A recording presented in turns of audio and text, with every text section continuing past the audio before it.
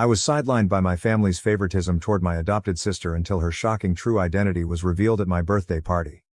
Family trouble has plagued me, 35F, for as long as I can remember, but recent events have now gotten to the breaking point. I feel like I'm drowning in hurt, uncertainty and hatred right now, so I'm hoping anyone who has experienced a similar circumstance may offer some guidance or insight. To put things in perspective, my adopted sister, 34F, is just 1 year younger than myself. She was adopted by our parents when she was a newborn, and I have spent my entire childhood with her. That would seem to bring us together, like a couple, but the truth is far from that romantic notion. It was evident from my very first recollections that our parents gave preference to my sister. They lavished her with attention, gave her everything she desired, and appeared to listen intently to everything she said. When I proudly showed my mother a sketch I had done when I was 5 years old, she dismissed me since my sister was reciting the alphabet for the 100th time. Although it might not seem like much, it was a sign of a pattern that would shape our family's dynamics for many years to come. The distance between us just got wider as we got older. My sister had trouble reading in elementary school, and our parents worked with her for hours every night. Even though I did exceptionally well in school, I seldom ever got more than a passing good job on my report cards. My sister had a dance recital in middle school, so my parents were not there at the award ceremony when I won the scientific fair. That was always the case. Her wants, accomplishments, and hardships all came before mine. I don't want to imply that I was abused or neglected in the conventional sense. Our fundamental necessities were always satisfied, including having a roof over our heads and food on the table.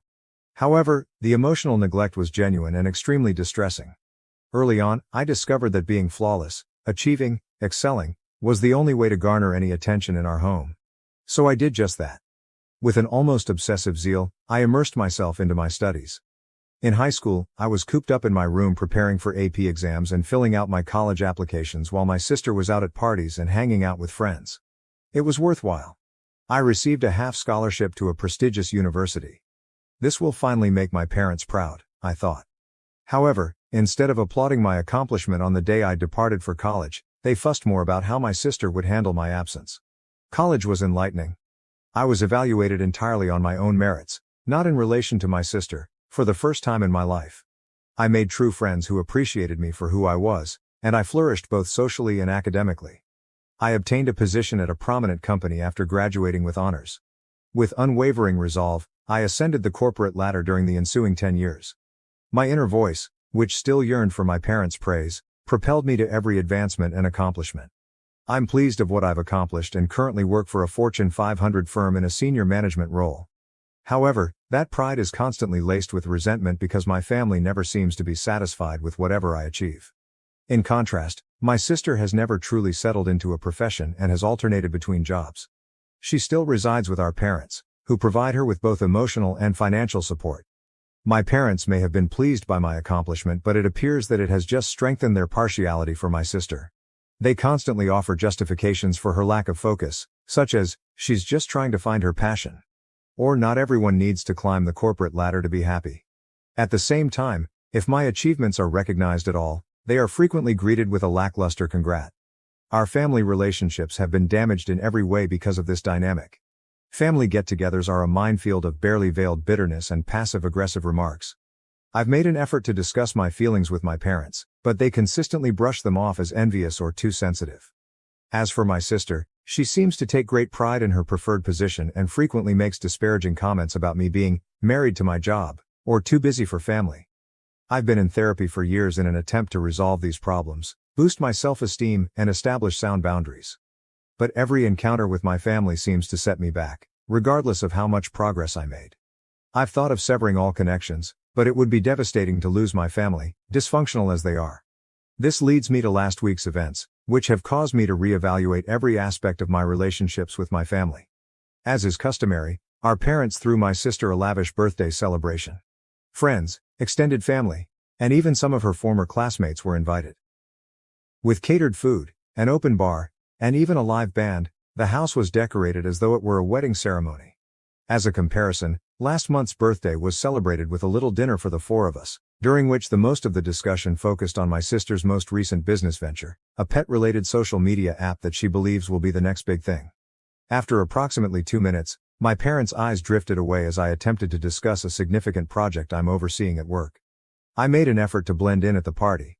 I tried my best to encourage my sister on her special day by interacting with family members in a courteous manner and striking up little conversations. However, as the evening went on, I sensed the old bitterness rising within me. It wasn't just the extravagant celebration. It was also the way our parents showered her with praise, how family members inquired about her life while hardly noticing mine, and how she absorbed all the attention as if it were her natural inheritance. In an attempt to calm the anxiety attack I could see coming on, I found myself withdrawing to a corner and drinking a glass of wine. When she saw how upset I was, a cousin came to see how I was doing. With sincere concern in her voice, she inquired, "Are you okay?" For the first time that evening, someone had taken the effort to inquire about my well-being. I started to reply, but my sister's voice broke through the throng before I could. She raised her voice and tapped her glass with a spoon, saying, "Attention everyone. I'd like to make a toast." As everyone's attention was drawn to my sister, the room became quiet. She was a little shaky on her feet, and her cheeks were flushed, which indicated that she had consumed a significant amount of alcohol. As she began her address, she was still able to put on a convincing smile. Initially, it appeared to be a standard birthday greeting. She toasted our parents for their love and support, thanked everyone for attending, and conveyed her appreciation for the celebration. Her tone then shifted and I got a shiver down my back.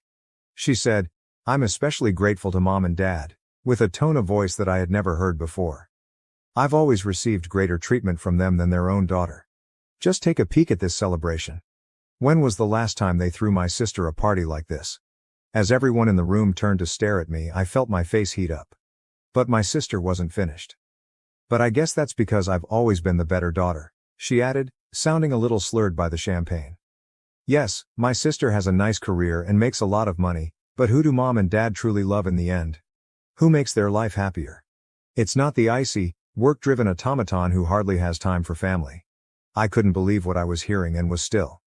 With the exception of a few painful coughs and my sister's voice, which seemed to get louder by the second, the room had become eerily quiet. She said, "You know, it's funny," with a tiny wobble. Everyone constantly praised my sister's intelligence and her potential for success, but look at us now. I'm here with family and friends who genuinely care about me, while she's by herself, married to her job. I turned to our parents in the hopes that they would intervene and put an end to this vicious act. However, they only sat there, appearing uneasy and doing nothing to stop it. I had never felt more alone in my life than I did at that precise time. My sister continued to babble, criticizing every element of my life, including my appearance, the fact that I didn't have a romantic partner, and even the suggestion that I succeeded in my work by sleeping my way to the top. I felt myself getting smaller with every word, years of repressed hurt and rage threatening to blow up. My aunt, our mother's sister, stepped up just as I was about to burst into tears and thought I could take no more. She had a determined and angry expression on her face. I was standing when she approached and gave me an envelope. Her voice broke the tension in the room as she stated, "Don't open this until I'm done talking." Her eyes were flaming as she turned to face the throng. The scene that followed resembled a scene from a soap opera. According to my aunt, my sister wasn't taken from a foster home. She was her biological daughter. It seems that my aunt wasn't prepared to become a mother when she became pregnant suddenly in her early 20s. She requested my parents to adopt the child instead of ending the pregnancy. My aunt continued, "I thought I was doing the right thing," her voice trembling with passion. "I believed that my sister and her husband would provide a better life for my child. I believed she would develop into a nice, caring person who was appreciative of her life. However, instead." She turned to face my sister, who had turned completely white. "Instead, you've developed into a conceited, self-centered brat who believes it's acceptable to make fun of her sister in public. I've watched this familial dynamic unfold for years, and I can no longer keep quiet about it." Chaos broke out in the room. Screaming, my sister demanded to know whether it was true. Our parents were shooting daggers at my aunt while attempting to soothe her. Family members were pointing and muttering. And me?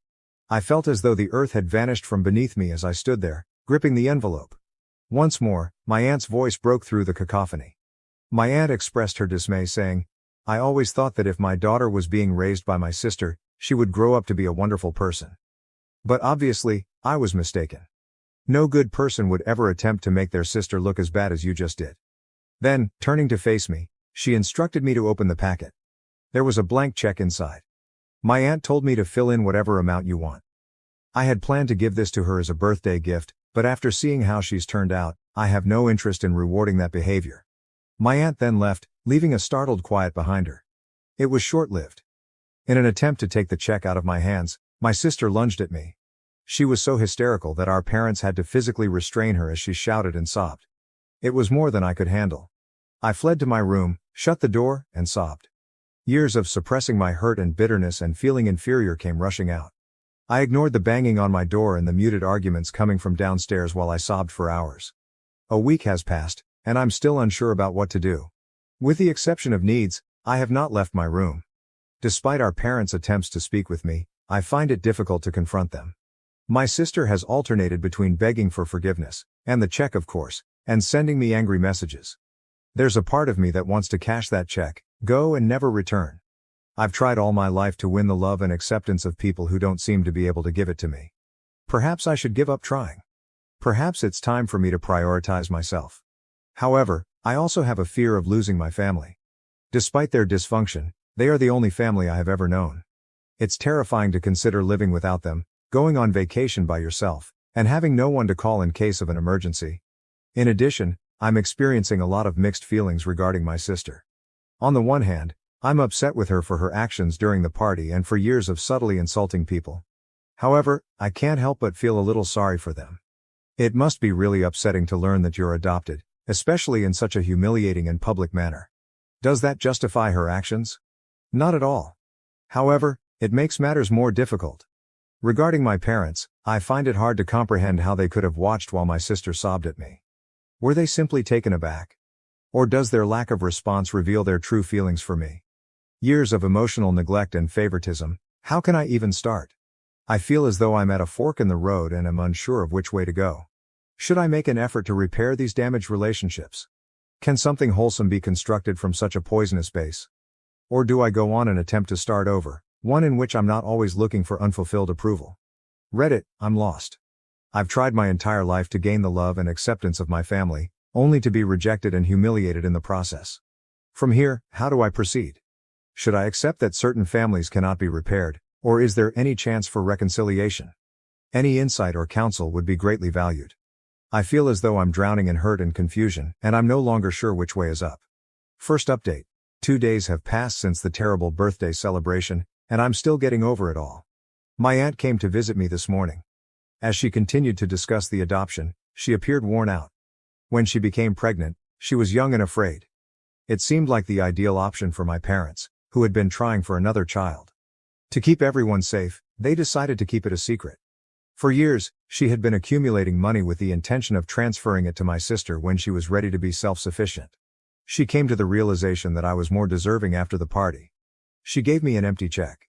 I felt both guilty for stealing something intended for my sister and justified that someone recognized the unfair treatment. Despite my attempts to decline, my aunt persisted, claiming it was back pay for emotional labor. That evening, I decided something. I checked into a hotel across town, packed my luggage, and left my folks a note. I needed time to reflect. I ignored the calls and messages from my relatives throughout the course of the following several days. I performed some introspection, talked to my therapist, and sought advice from a financial advisor regarding the check. I sent my folks an email 5 days later.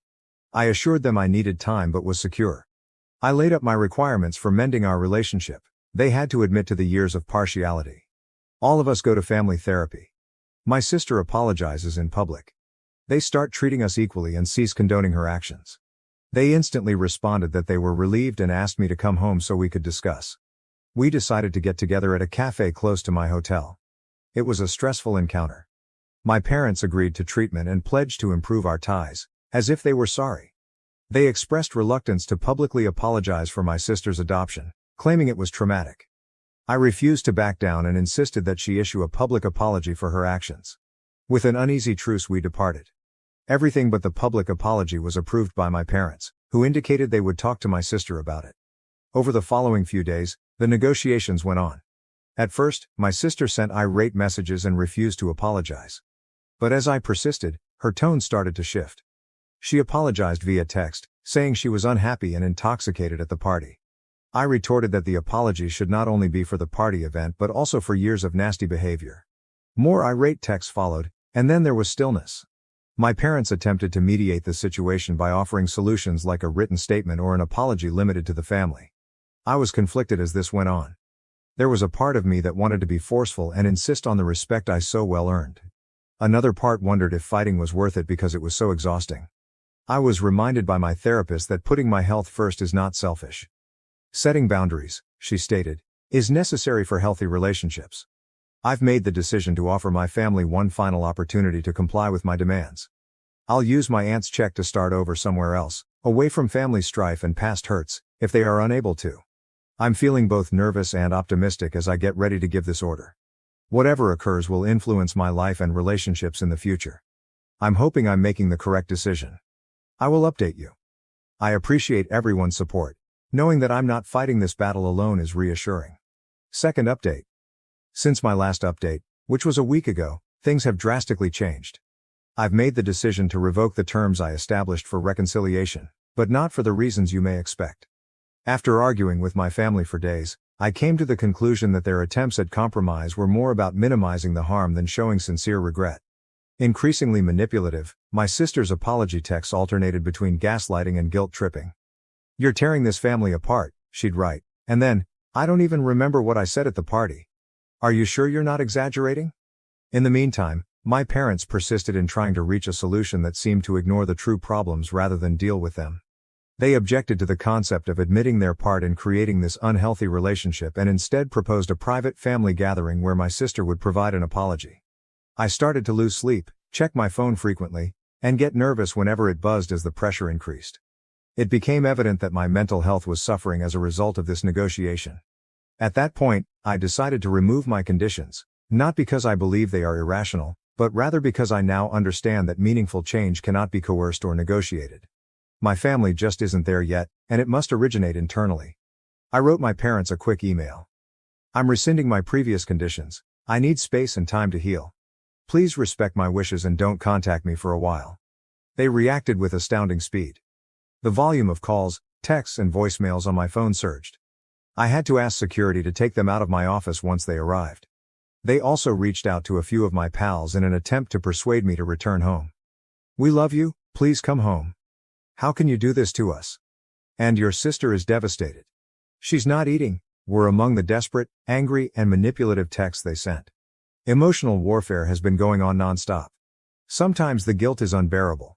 Sometimes I question whether I'm exaggerating or whether I should just go home and try to forget everything.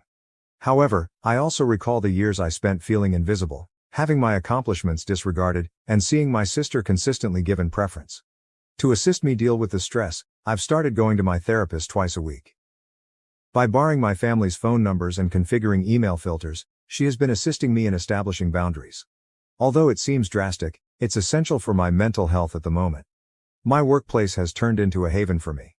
To avoid returning to my empty flat, I've poured myself into tasks and stayed late at work. Some of my coworkers have expressed concern after noticing the difference in me. Even if I can't adequately describe the circumstances, I appreciate their support. I still haven't paid my aunt's check though. As a continual reminder of the decision I must make, it rests in my desk drawer. To show that I don't need their money or approval, I feel like tearing it up. Some view it as a lifeline, an opportunity to start over somewhere new. I've begun looking at employment prospects in other cities and even other nations. It is both exciting and frightening to consider a whole transformation. Was it truly possible for me to start afresh and leave everything behind? I'm taking things day by day for the time being. I'm getting better at accepting the unease that comes with uncertainty and having faith that I'll know what to do when the time comes. Certain days are more difficult than others. Sometimes I miss my family so terribly that it hurts my body.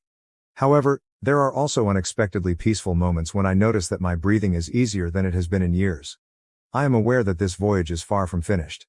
There will be more emotional obstacles to conquer and more challenging choices to make. But I'm prioritizing myself for the first time in my life. It feels right, but it's also unpleasant and uncomfortable. I appreciate all of your ongoing help and guidance. Having this place to process and share is more important than you may realize. When I have more to report, I'll provide another update. I'm concentrating on getting better and finding my identity outside of my family's shadow in the interim. Third update. 3 weeks have passed since my last report, and things have significantly worsened. When my sister unexpectedly showed up at the door last Saturday when we were visiting my aunt, we were taken aback. She stormed in, obviously drunk and furious, yelling, "You've ruined everything."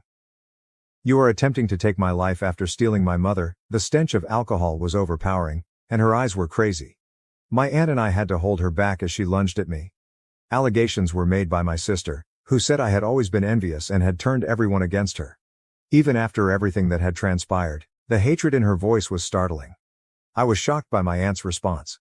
Her normally composed manner had vanished.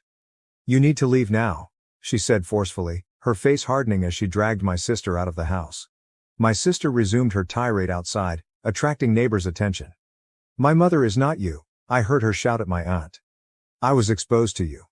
You can no longer act as though you care." A few of the neighbors threatened to contact law enforcement. My sister eventually pulled away in her automobile. My aunt was clearly shaken within. She revealed that she struggled with guilt over the adoption during our hours-long conversation.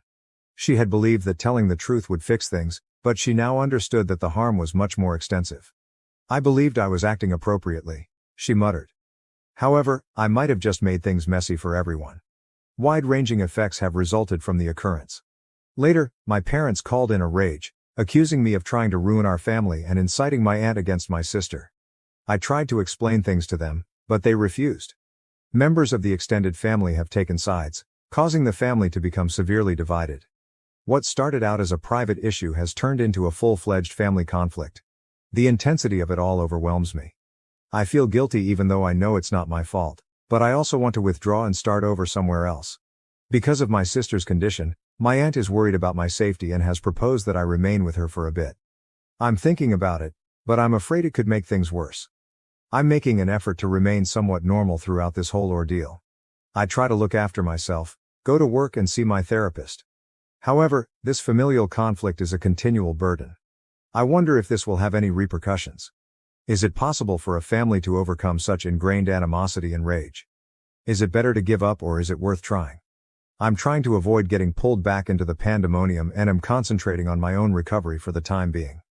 Even though it's difficult, I'm committed to finding a solution, whether or not my family is on board. I appreciate your unwavering support, everyone. You don't realize how much it matters. When I can, I'll provide another update, ideally with more positive news. Update 4. A month has passed since my last update, and I've made some decisions that will change my life. I came to the realization that I needed to take immediate action to safeguard my mental health and create a future for myself following the tumultuous incident with my sister at my aunt's place. I've poured myself fully into my profession, asking my supervisor if I may move to another location to work for our company or take on more responsibility. I was surprised by how supportive she was. I'm currently in the running for a senior management job that would take me across the nation. It's thrilling as well as frightening.